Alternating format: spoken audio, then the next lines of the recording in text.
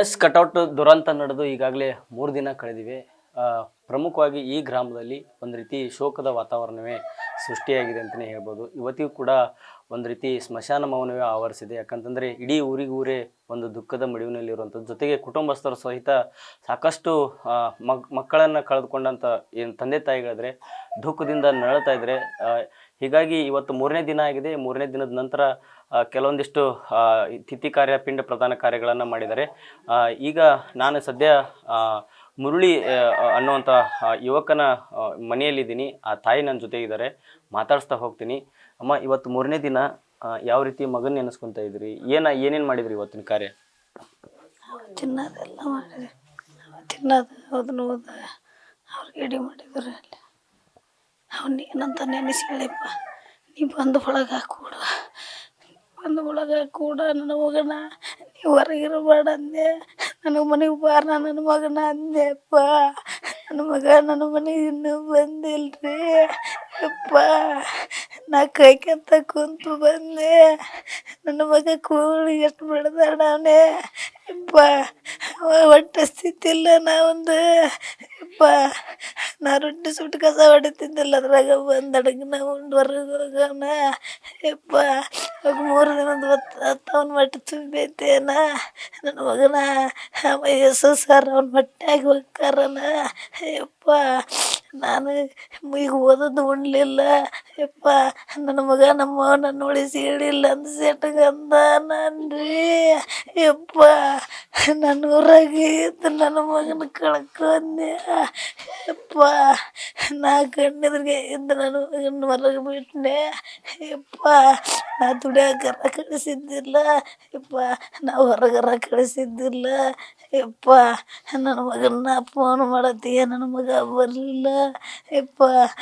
ನನ್ನರ ಎದ್ದು ಹೋಗ್ಬೇಕನ್ನೆ ಯಪ್ಪ. ಅಷ್ಟರೊಳಗೆ ಅದು ಸುದ್ದಿ ಹುಡ್ರು ಕರ್ಯಾಕ ಬಂದು ಯಪ್ಪ, ಇಲ್ಲೇ ಹುಡ್ರು ಕೂಟಾಗ್ಯದ ಅನ್ಬಿಡು ಅಂತ ಮೈ ಮರದ್ನೆ ಯಪ್ಪ. ನಾ ರಾತ್ರಿಯಾಗ ಮಠ ಎತ್ತಿ ಮಠ ಬಿಡ್ತಿದ್ದಿಲ್ಲ ಯಪ್ಪ. ಅಷ್ಟಾದ್ರೆ ನಾ ಫೋನ್ ಮಾಡಿದ್ನೆ ಯಪ್ಪ. ನನ್ನ ಮಗ ಫೋನ್ ಮಾಡೋದಿಗೆ ಬರ್ತಿದ್ದ, ಅವತ್ತು ಬರಲಿಲ್ಲ ಯಪ್ಪ. ಇವತ್ತು 3 ದಿನ ಆಗಿದೆ. ಇವತ್ತು ಏನೇನು ಕಾರ್ಯ ಮಾಡಿದ್ರಿ? ಏನೇನು ಪಿಂಡ ಪ್ರದಾನ ಅಂದ್ರೆ ಯಾವ ಥರ ಪೂಜೆ ಮಾಡಿದ್ರಿ ಅಲ್ಲಿ? ಊಟ ಅನ್ನ ಮಾಡಿಕ್ತಿದ್ರಿ. ಅನ್ನ ಮಟ್ಟಿ ಕುಚ್ಚಿ ಅವ್ರಿಗೆ ದಿನಸಗಳ ಓದು ಪಳಾರ ಓದಿಟ್ಟು ಲೋಬನ ತಿಂದಿಟ್ಟು. ಅಂದ್ರೆ ಮೊಟ್ಟೆ ಅಂದ್ರೆ ಇಷ್ಟನಾ ಅವನಿಗೆ? ಅಂದ್ರಿ ಮೊಟ್ಟೆ ಅಂದ್ರೆ ಇಷ್ಟ ಅವ್ರಿಗೆ. ನಾವು ಐತೇವ್ರಿ, ನಾವು ಮೊಟ್ಟೆ ಅಂದ್ರೆ ಇಷ್ಟ, ಪಳಾರ ದಿನಸ ಇಷ್ಟ ರೀ ಅವ್ರಿಗೆ. ಅವ್ರಿಗೆ ಸೀಟ್ ಊಟ ಏನ ಇದ್ರು ಮನ್ಯಾಗ ಸಣ್ಣ ಮೊಮ್ಮಕ್ಳಿದ್ದು ರೀ, ಹಳಿಯರ ಅಕ್ಕನ ಮಕ್ಕಳು ಸಣ್ಣ ಮಕ್ಕಳಿದ್ದು, ಅವಕ್ಕೆ ತಂದಿಟ್ಟಿದ್ದು ಅವು ಏಟ್ರ ಒಟ್ಟು ತಿಂದ್ರೆ ಅವ್ನ ಜನ್ಮಕ್ಕೆ ಸಮಾಧಾನ ಹಾಕಿದ್ ನೋಡ್ರಿ. ಎಲ್ಲೇ ಮುಚ್ಚಿಟ್ರೆ ಬಿಡ್ತಿದ್ದಿಲ್ಲ, ತೆಗೆದಿಟ್ಲಿ ನೋಡಿ ತನ್ನ ಮಕ್ಳಿಗೆ ಅಂದ ಮುಚ್ಚಿ ಕೆಬ್ರ್ಯಾಡಿ ತಗೊಂಡು ದೆಬ್ಬೆನ ತಕ್ಕಂತ ತಿನ್ನಾರ. ಅವ್ರ ಪಳಾರ ದಿನಸ ಅಂದ್ರೆ ಭಾಳ ಇಷ್ಟ.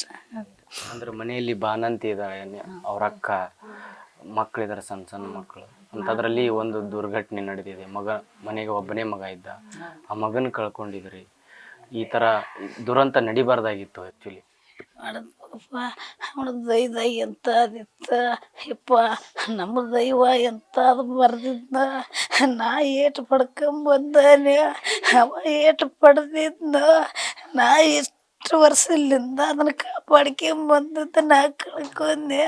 ನಾ ಇಷ್ಟು ದೊಡ್ಡ ಕಳ್ಕೊಂತ ನನ್ನದು ನಾ ಕನಸಿನ್ಯಾಗ ಕಂಡಿದ್ದಿಲ್ಲ ಯಪ್ಪ. ನಾ ಇಷ್ಟು ದೇವ್ರಿಗೆ ಬೇಡಿಕೆ ಅಂತಿದ್ದೆ ಯಪ್ಪ. ಎಲ್ಲ ಮಕ್ಕಳ ಹೊರಗೆ ಹೋದ್ರೆ ಸೇಮವಾಗಿ ಬಂದು ಮನೆಗೆ ಹೋಗಲಿ ಅಂತಿದ್ದೆ ಯಪ್ಪ. ನಾ ಎಷ್ಟು ದೇವ್ರಿಗೆ ಬೇಡಿಕೆ ಅಂದ್ರೆ ನನ್ನ ದೇವ್ರು ನನ್ನ ಪಾಲಿಗಿಲ್ಲ ಯಪ್ಪ. ನಾ ಯಾವ ದೇವ್ರಿಗೆ ಬೇಡಿಕೆ ಅಂದ್ರೆ ಏನೈತೆ ನನ್ನ ತಂದೆ ನಾನು ಒಂದು ಕೊಟ್ಟಿದ್ದು, ಅದನ್ನು ಒಂದು ಕಿಸಗಂದು ಯಪ್ಪ. ಅದನ್ನು ಇವತ್ತಿಷ್ಟು ದೌಡ್ ಕಸಗಂತ ನನಗೆ ಕನಸಿನ್ಯಾಗ ಕಂಡಿದ್ದಿಲ್ಲ ನನ್ನ ತಂದೆ.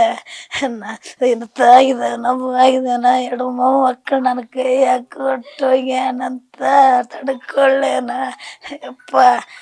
ನನ್ನ ಮಗನ ಹರಿಕೆ ಸಿಕ್ಕಿತ್ತ ನನ್ನ ತಂದೆ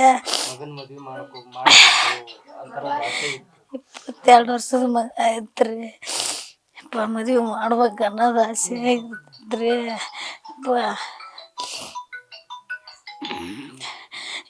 22 ವರ್ಷದ ಮಗ ಆದ್ರೆ ನನಗೀಗ 18 19 ವರ್ಷದ ಮಗ ಇದ್ದಂಗಿದ್ದ.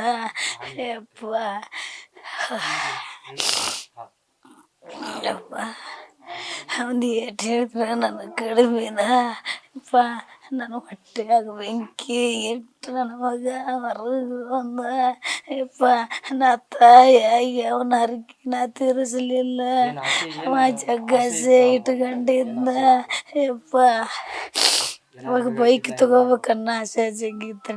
ನನಗೆ ಬೈಕ್ ಕೊಡಿಸೋಳು ಅಂದ. ಮನ್ಯಾಗ ನೋಡಿದ್ರೆ ಮನ್ಯಾಗ ಅಂಗಡಿ ಸಮಸ್ಯೆ ಇರೋದಕ್ಕೆ ಸುಮ್ಮನೆ ನಾ ಈ ಸಲ ತಗೊಂತಾನೆ ಅಂದ್ರೆ ಯಪ್ಪ ತಗೊಂತ ಬಿಡ ಇನ್ನೊಂದು ದಿನ ಹೋಗ್ಲಿ. ಅವ್ರ ತಂಗಿಯರು ಕೇಳಿದ್ರಿ ನೀವು 10,000 ಕೊಡ್ರಿ ನಾ ಬೈಕ್ ತಗೊಂತಾನೆ ಅನ್ನೋ ಸಾಕಿ ಅಂದ. ಯಪ್ಪ ಈಗ ಅವ್ರು ಹಾಕಿ ಕೊಡ್ತಾರ ಬರ್ತಾನ.